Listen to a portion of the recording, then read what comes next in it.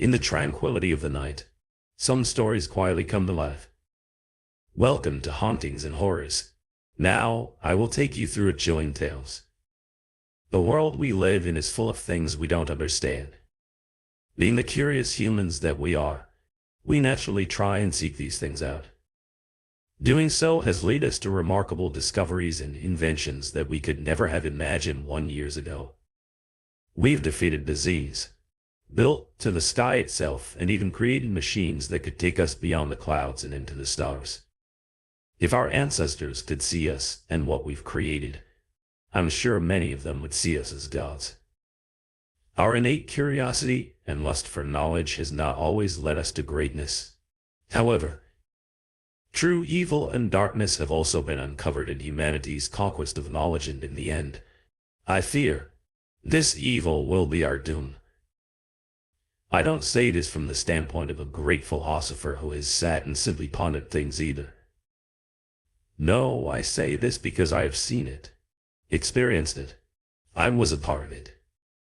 The event I'm about to relay to you is true in its entirety. This, I swear. I feel certain this will fall on deaf ears, and many of you will believe this to be just another spooky story meant to give you cheap thrills. But I promise you, this is neither my intent nor my purpose. The purpose of this story is to simply warn you of what lurks beyond the veil, of what we can see and understand, to show you what awaits us in the darkness. Even if I don't understand it myself, what I'm about to tell you has happened, and I feel certain it will happen again. In 1971, a not-so-well-known scientist began preparations for an extremely secretive project, known simply as the Harbinger experiment. I'd like to keep the identity of the scientist a secret for personal reasons, so throughout this recounting I'll refer to him, as Henry's background is unclear, at best beyond 1971. All that's known about him before that time is that he grew up somewhere in Maryland with a strange fascination of the occult and supernatural. This later made him an outcast among his fellow scientists due to how scoffed upon the metaphysical was and still is. At the time, Henry's opinions concerning the otherworldly were not the sole cause of him being an outcast, though it was his methods that made him widely unaccustomed among his peers. Henry was well known during his time for being ruthless and cold beyond measure. He never cared about the means. All that mattered to him was results, and if he predicted the results to be valuable enough, anything would be worth obtaining them. It was this insatiable and brutal lust for the truth that made him feared among those that knew of him and did not fear him, believed in him and followed him and his work closely. The word Harbinger itself has such a mysterious and intimidating taste to it. Maybe it's the way it rolls from our tongues, or maybe it's simply due to its association with the project, but the word always seems to carry a certain amount of doom with it, which would make sense. The word itself means to warn or forebode. I can't imagine Henry's reason for giving the experiment this title, but in retrospect it fits perfectly. Henry came to a select few, me being one of them. He told us he was working on something big and he needed people who could keep confidentiality and not spread out gossip of his work. While he didn't fully trust some of us, he did know that we were professionals and that, for some reason or another, we were all in dire need of employment. I worked at the Cal local clinic as a doctor, but I was caught stealing medication and was probably fired. This left a very dark mark on my resume, so work was hard to find. I was also a native to Alaska and lived near where the experiment would take place, so I guess you could say I was a convenient choice. As you can imagine, I jumped at the opportunity. It was hard, not to when I saw the payout. 15 of us were hired in total. Some were colleagues of his that had been working with him for a while. Some were maintenance workers and a few were hired as private security. I was the only medical professional to be hired. It's still a wonder to me how he even attained the funds necessary for the experiment. I wouldn't be wholly surprised if his financing was not entirely legal. But legal or not, I needed the money and he was paid. Looking back, it's a decision I've come to regret. After he obtained his money, he used it to buy a relatively large plot of land deep in the frozen wilderness of Alaska, and upon that piece of land he built a concrete structure, not dissimilar to a bunker.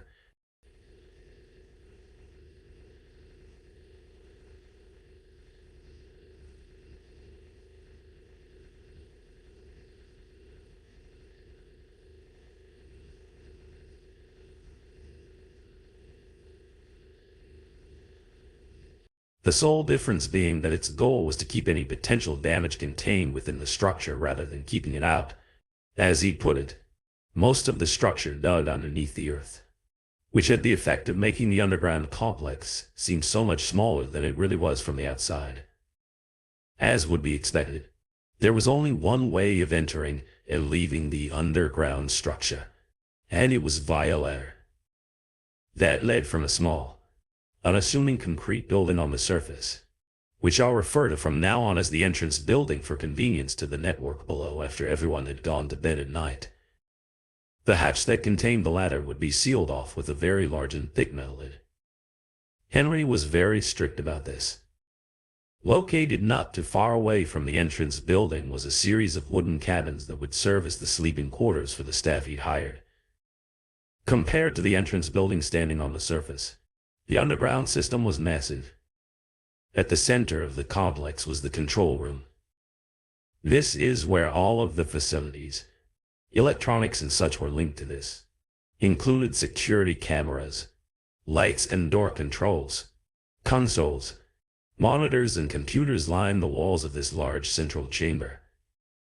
This is also where the ladder and the entrance building connected to, and the underground complex connected to the control room were 3 doors. One led to a smaller room that served as the infirmary. Another door led to a break room, and the last door led into the hallways. The hallways were where the complex began to feel extremely eerie. For some reason, they were laid out in an extremely confusing scheme that led in circles into complete dead ends. These hallways made up a vast majority of the complex, and it would be very easy to get lost in the maze if you were unfamiliar with it. But if you knew where you were going, you'd find yourself standing before one of 80 rooms before long. Each room had a camera hooked up to one of the corners of the room, and all 3 of those cameras were connected to a corresponding monitor in the control room. Cameras were also scattered throughout the hallways so that whoever was watching their corresponding monitor could see anywhere they wanted to when they wanted to. Thick metal doors stood at the entrance to each of these rooms, and in order to open them, you'd have to enter a 4-digit code into a panel located near the door. I remember, when I first arrived, how badly the hallways frightened me. I've always been RLP phobic. You see, and those hallways were so very narrow, the noise more accurately, the lack of noise was also a tremendous source of fear for me. It was always so unnaturally silent, as if the entire world had stopped moving. It really made you feel like you were trapped down there. Thankfully, though, I only rarely ventured into these hallways, for I was the only medical professional in the facility, and I had virtually no reason to go into them. In the beginning, I found it so peculiar that he'd ask for someone like me on a project like this, but by the time it was all over, I understood why. The official purpose of the Harbinger experiment was to test and observe the effects of extended isolation on the human mind.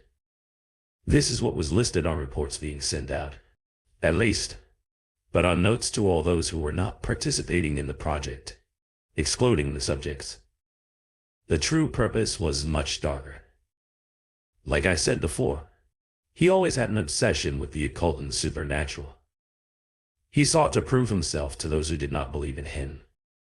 He wanted physical proof that the supernatural was a real phenomenon, and he wanted it to be the first one to attain said proof.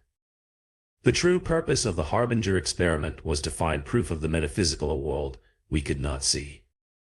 The thought of doing this was naturally a tad bit daunting and even scary, but it was his method of doing so that was truly terrifying. Henry believed that he would be able to open a portal between worlds, momentarily allowing 3 random entities to cross over to our world. and each one of these beings would be trapped within one of the three rooms. He had the theory that any entity would try and latch onto the nearest living thing that had the capacity for it. He wanted to use this technique to trap a spirit in a physical form by allowing it to enter a living being that was injected with a compound mixture of his creation.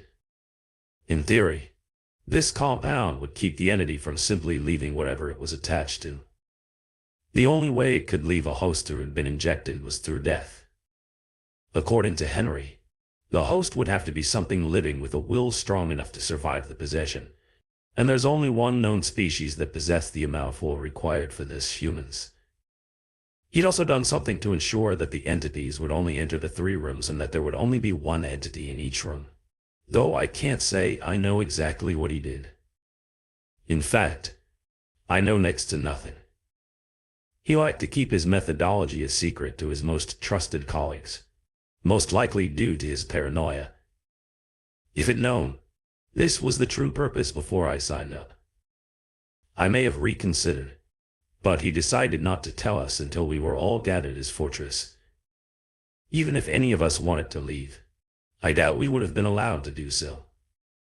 The security team he hired was loyal to him, and the payout, it's unlikely he would have given the order to let us to leave. There were 3 different subjects included in the experiment. All were native to Alaska, and each one was lured into the project under the belief they'd be participating in a harmless study of the effect of isolation on the human mind. That's the reason why none of them objected when they realized they'd be confined to one of the 3 rooms. The first subject was a young man. He was apparently out of work and desperately needed the money. The second was a woman. By looking at her, I could tell she was an addict of some sort. The third and final subject was an older man, a drifter. If I had to guess, one thing they all had in common was that none of them had any family or friends left.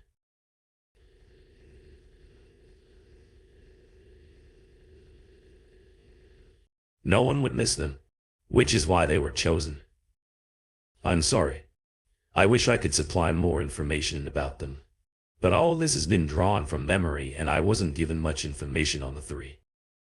To begin with, the experiment didn't officially begin until 1987, 16 years after its original announcement.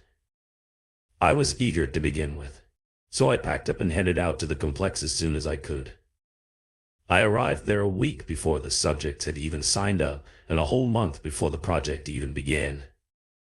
I wasn't the first to arrive by any means. When I got there, Henry, his colleagues, and the security team had already arrived. I suppose you could say I was among the people that Henry didn't trust to arrive first. On October 15, 1987, all the preparations were in place. The subjects had been sealed in their rooms. The cameras, lights, and speakers were fully operational, and all the staff members had settled in. The time had come for the experiment to officially begin. He asked everyone to report to the control room around 9 p.m. to witness the beginning of the experiment. He wanted everyone to be present when he proved that all of his theories had been correct and he wasn't just a madman. He wanted us all to see the fruits of his labor. When everyone had finally gathered in the large control room, he turned to us and simply said, "Observe." He then turned his back to us, leaned into the microphone, and then he began chanting in a strange language that I feel certain that no one but him could understand. We all observed the 3 large monitors on the walls, silently waiting for something to happen.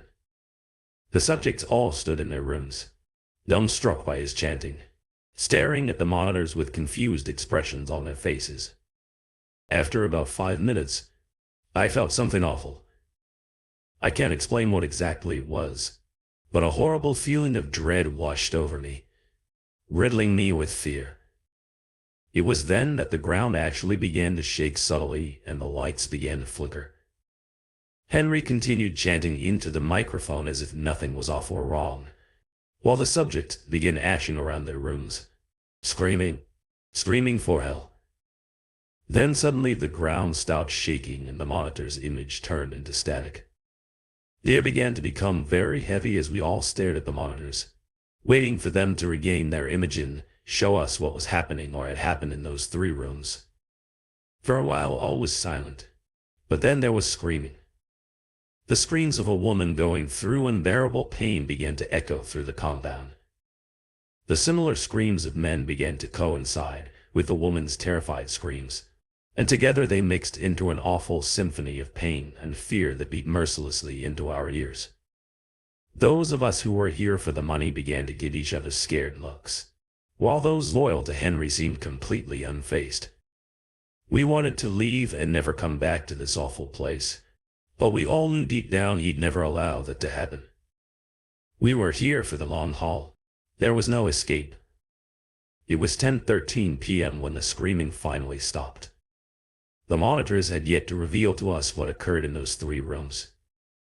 As soon as the screaming ended, he stood and dismissed us all for the night, adding that we were all forbidden to come back into the compound until 10 a.m. the following morning. Not like any of us wanted to. We all solemnly made our way out of the compound and towards the cabins and settled in for the night. I feel it's safe to say that not all of us slept well that night. I was not one of them. The following morning, all of the staff had arrived at the entrance building. We all stood inside, exchanging tired or nervous looks as we waited for him to arrive and open the hatch that concealed the ladder. I could see palpable fear in the eyes of some of us, while others didn't seem to have even been remotely affected by what happened last night. Henry showed up 5 minutes after 10, apologizing for his tardiness. He opened the hatch and, without any hesitation, he began descending the ladder downwards into the black abyss. He almost seemed enthusiastic. I was the first to follow behind Zimman's dark descent into the facility. It seemed that the farther I climbed down, the more the darkness closed in on me, as if it was trying to swallow me home. And as I climbed deeper, I couldn't help but feel that this place was different somehow. While before there was only the unsettling concrete hallways and rooms, now there was something else. Something made the eeriness feel so real and personified. I felt like a horrible and gruesome scene awaited us down there, but I continued climbing downwards despite my fear and my hesitation. This was no longer just a spooky bunker. There was darkness and malevolence in the air. A true evil now lived here and I could feel it. We all could. I finally felt my foot touch ground and let out a silent sigh of relief. Almost as if on cue the light bulbs came alive, dousing the room in their warm and welcome light. He must have turned on the power. I thought I allowed myself to take a couple of seconds to examine the control room. It was exactly as we'd left it last night, for which I gave a silent and thankful prayer. It was almost as if nothing unusual happened. I shook myself from those thoughts as I remembered the static-filled monitors from the night before. I let my eyes slowly make their way towards the monitors on the wall, anticipating the grim and fearful scene that would be on them. My attention was first grabbed by monitor 1 and 3, which was still pure static. It would have been a small relief, but then the motionless image on monitor that caught my eye. Room 2 was entirely still and everything seemed entirely untouched. I couldn't help but gasp as I noticed the only thing that was different. The woman lay in the center of the small concrete room. An expression of fear and terror was frozen into her gaunt face as she lay silent and lifeless on her back. Henry's expression turned angry. When he saw us, he ordered that the second monitor be turned off, and it was. We didn't ask why. It's not like any of us wanted to see the dreadful scene any longer. He also ordered that if the images in monitors 1 and 3 didn't return in the next 2 hours, the security team would be sent to investigate. The team nodded. They made it seem as if they had no fear, but I could see it in their eyes. The subtly loud tick of the clock was the only sound that echoed through the control room. While I stared at the monitors, an hour and 15 minutes had gone by, and all I could see was static. All of the other staff members were working except me. This was because the projects had been completely injury-free so far, so I essentially had nothing to do but wait for someone to hurt themselves. Henry, A couple of his colleagues and I were the only ones that occupied the room. They quietly chatted amongst each other on the other side, while I spent my time reading and pondering the situation I currently found myself in. I had clearly made a mistake coming here. The corpse lying in room 2 was evidence enough of this, and God only knew what awaited us in rooms 1 and 3. My thoughts were soon interrupted as monitor 3's image returned. The clear image now displayed on the screen made everyone's eyes noticeably widen. What was displayed on the monitor was horrifying. A humanoid thing stood in the center of the room, staring directly at the camera, unmoving. It was wearing the jumpsuit that Subject 3 had been issued, but this clearly wasn't the same man that entered. What caught my attention first was its eyes. They were solid, black and twice the size of normal human eyes. They seemed so endless and so cold. Its head had also grown with the eyes in such a symmetrical and unsettling manner. The being had shed all of its hair, and even from the monitor, I could see how unnaturally smooth and clear its skin was. It had also seemingly grown in height and stature, which could be seen in the fact that the jumpsuit was obviously too small. Its limbs had grown especially long. Its arms hung almost as low as the creature's knees. What we were looking at was in no way the same man we sent inside. Fear was all I felt as I continued to stare into the monitor, at the thing in the room, and my fear seemed to be shared by those around me, which made me feel kind of good. It may sound awful, but it was a bit satisfying to see that Zimmer and his colleagues could feel fear too. But at the same time it was worrying because this showed that this was not part of his plan. Something had gone wrong. We all stared into the monitor, despite our fear. It was almost as if we were in a trance. My already present fear began to grow and spread rapidly through my body as I became lost in the creature's eyes, trapped in its terrifyingly hypnotic gaze. After what felt like forever, I managed to break eye contact with the creature and divert my attention from the monitor. And when I did so, I felt my fear levels drop considerably. After a short while, he ordered his security team to make their way to Subject 1's door, just as he said he would do. They left without question, armed only with batons and pistols. I focused my attention on watching the men progress through the hallways towards Subject 1's room via the cameras, even through the not-so-high-quality cameras. It wasn't hard to tell that these men were afraid of what awaited them. Their heads were downcast as they walked. They didn't possess the same confidence within them that they did when this Project Pro began. They looked like scared boys being sent off to a terrible war. Eventually they made it to the door. We had perfect vision of them and the door via the hallway camera. One of them said something through one of their walkie-talkies and made a motion towards the camera.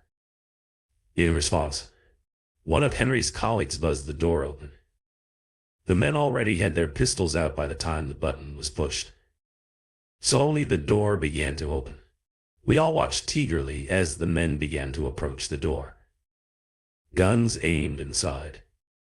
Suddenly, without warning, there was a loud shriek as something bounded out of the room at the men.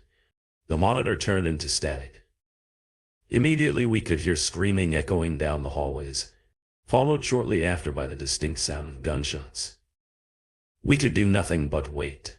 After a couple of minutes, the screaming and the gunshots stopped. We all waited and prayed, hoping that whatever bounded at them from the room wouldn't be the one to return to the control room. After a couple more minutes, 3 of the men came back, carrying with them the corpse of the 4th. He had massive cuts covering his chest and his face was shredded. You couldn't even tell who he was anymore, or even that he was human. I was so used to Gore being a doctor and all, so I felt somewhat unfazed by the mass of shredded flesh and bloody meat that they carried with them, but many of the others went pale and vomited. The security team all wore emotionless expressions and eyes filled with terror. One of the men finally looked up at us. He stared at us for a while with those wide eyes of his. It's dead. He finally managed to mutter in a shaken and scared voice, A couple of hours went by. The dead man's name was Paul. He was buried outside in the cold Alaskan ground. 2 of the men were at haunt, physically at least. The third was alive, but only barely. I managed to stabilize him, but only just. The other 2 men vaguely explained what happened. Apparently Subject 1 leapt down at Paul after the door had opened. Only it wasn't really Subject 1 anymore. According to them, it had a hideously contorted face and long, sharp claws. They claimed to have shot it over a dozen times before it fell dead, and then they emptied another dozen bullets into it just to be sure it was really dead. Only once it was dead did they come back. After tending to the wounded man, I went to investigate the monitors, as afraid as I was of seeing what those monitors may have held. I needed to see Subject 3 was the only one left now, and I needed to see it and make sure the creature was still in its room. It seemed to be more like a jail cell than an ordinary room. At this point, though, which was probably a good thing, the cameras displaying Subject 1's room in the hallway outside had still displayed a static-filled screen. No one was sent to repair them or investigate. We just had to hope that Subject 1 was well and truly dead. Monitor 3's image was exactly the same as I'd left it. Subject 3 was still staring directly into the camera at us. He was still in the exact same position, and if it were not for the small fan in the corner of the room, I think I was looking at a still image. In a way, I felt relief at seeing this, relief that he was still in his room and hadn't escaped while no one was looking. After everything quieted down, I noticed something especially unusual. There was a strange sound emanating from somewhere. At first it was barely noticeable. The only reason I heard it was because of how extremely quiet it was in the infirmary. But as time went by, it slowly began to increase in volume. After about an hour it was loud enough that everyone else could hear it too. And after a couple more hours its volume had increased so much that we could determine what the noise was. It was a song. Apparently his father loved the song and listened to it frequently. The song seems to be on a loop and kept replaying itself. Although we were able to identify the noise, we remained unable to identify its source. We knew it wasn't coming from the speakers because we'd turned them off. It seemed to be emitting from the walls themselves. More time ticked by as we all began to become increasingly agitated by the song. I spent most of my time in the infirmary, attending to Paul or in the control room. Fear hung in the air in the presence of unmistakable darkness, and evil was no doubt its source. Subject 3 still had not moved. He kept his unblinking gaze fixed on the camera the entire time. It always felt like he was staring directly at me, no matter where I was in the room. I think this effect was also felt by others due to the fact that they seemed to move around the room a lot and for seemingly no reason. After a few hours, the song was so loud that people almost had to shout in order to communicate. We'd been trying to find its source so we could turn it off, but it was to no avail. The source was completely unit and fightable. This added a level of extreme irritation to our already very present fear. It was around 830 that the ground itself began to shake once again, just as it had the previous night. Panic began to spread among my fellow employees and I, as the shaking grew in intensity. During this, I had the sudden, instinctual feeling to look over at Subject 3's monitor. It was done almost as if on cue the power went out, and thankfully the song did as well. Ever since the security team came back, panic had been slowly building up among the staff, and Henry was powerless to stop it. When those lights went out, the calm projections that everyone had been trying to maintain left us, and the fear in all of our hearts took over. The emergency backup lights kicked on shortly after the power went out, which I gave a silent, thankful prayer for. The lights were dim, but they still allowed me to see a lot. Total panic seized us, as many of my fellow staff members began screaming and rushing to the ladder in an attempt to escape, but too many were trying to use it at once, and no one was able to get very far without someone else pulling them to the floor and taking their place. Henry was shouting for everyone to calm down, but his dominating and intimidating personality had no effect here, and his demands fell upon deaf ears. It was total chaos.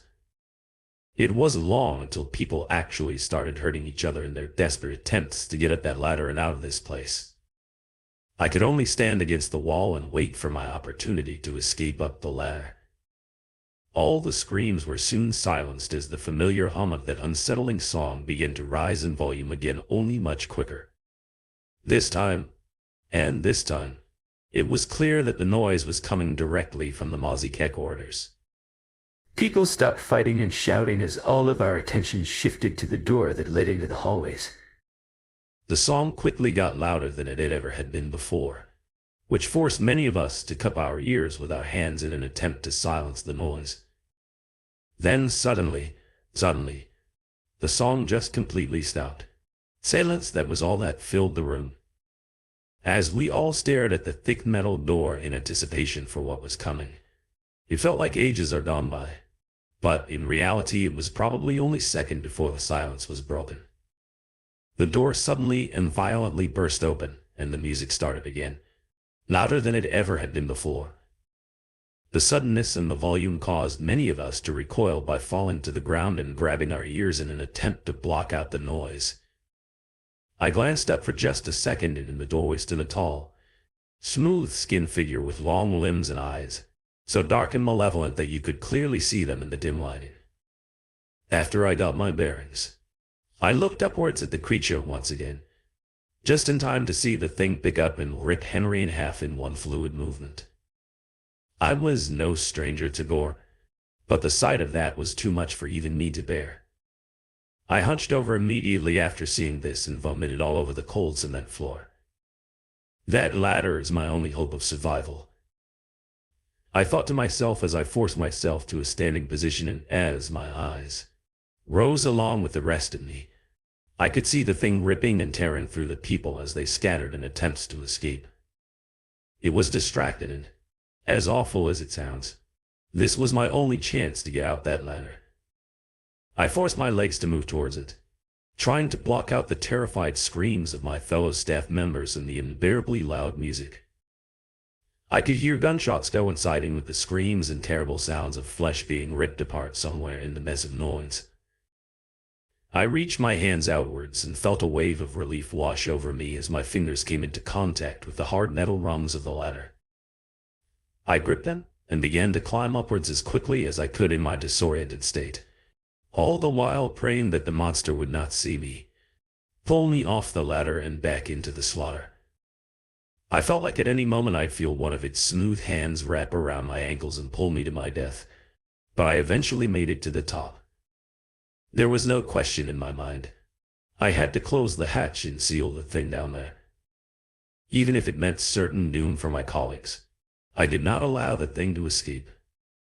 I gripped the thick metal lid and began to push with all of my might in an attempt to seal the underground complex off.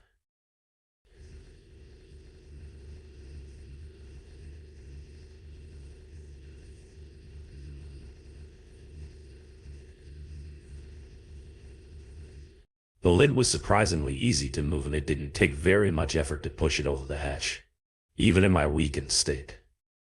In seconds, the hatch was completely covered by the dense metal lid. I collapsed on my side and began to vomit some more as exhaustion overtook me. And as I lay there, I realized something aside from my labored breaths. The only thing I could hear was the faint echo of that song from down below. I felt as though I'd lose more of my sanity if I continued to lay there and listen to that song. So I once again forced myself to my feet and began to make my way to the wooden lodge I'd stayed in the previous night. It was where I'd left my baggage and also where I'd left the keys to my truck. Of the 15 staff members that took part in that forsaken experiment, I'm the only one who survived. I've never returned to the awful place where all of this happened, and I don't intend to. The project was very secretive, and Henry was the only one who knew all of the details. As far as I know, no one is aware of my involvement, aside from me. In fact, I'm probably the only one who knows what the Harbinger experiment truly was, let alone what actually happened by now. You're probably wondering why I've told you all about something none of you should be aware of. Maybe you're expecting me to give you a speech about not messing with things you don't understand or something along those lines. I hope not, for I have no speech to give or lesson to impart. I began hearing a noise earlier today. Almost immediately I recognized the noise as a very haunting and familiar song. I didn't even try to trace it to its source. I knew it would be pointless, and as the day has progressed, the song has increased in volume. It's loud enough now that I can very clearly make out the lyrics. I'm completely unable to escape the singer's voice. It's followed me everywhere I've gone. Subject 3 is coming for me, and I know that my time left in this world is extremely limited. Now I guess you could say that I just wanted to tell the tale of the Harbinger experiment before it was lost forever. I hope that you will take some lesson from what I've recounted to you, but I think we both know you won't. Let's be honest. You don't believe a word of what I've just told you, and I don't blame you. I wouldn't believe me too if I were you to you. This is nothing more than something to get your cheap thrills from. You are probably mindlessly surfing the internet when you clicked a link and found yourself here. Wherever you may be hearing this story, and, to be honest, I don't care if you believe me or not.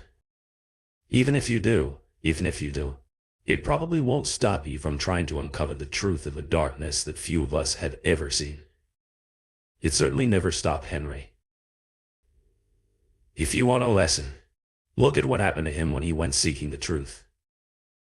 I pray that none of you will ever discover this truth.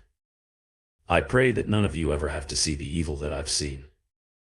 I hope that you all get to live in ignorance of what lies beyond the veil of what we can understand. It's here now. I can feel its black eyes burning into me just as I did all those years ago. I'm as much to blame as Henry is for the monstrosity that's now free to roam the world, even if I wasn't the one to create it. I'm sorry. Please forgive me. The stories have been told, but their shadows will continue to haunt our minds. Thank you for listening. Don't forget to subscribe to Hauntings and Horrors. Turn on notifications so you won't miss any thrilling horror stories. Good night, and sweet dreams.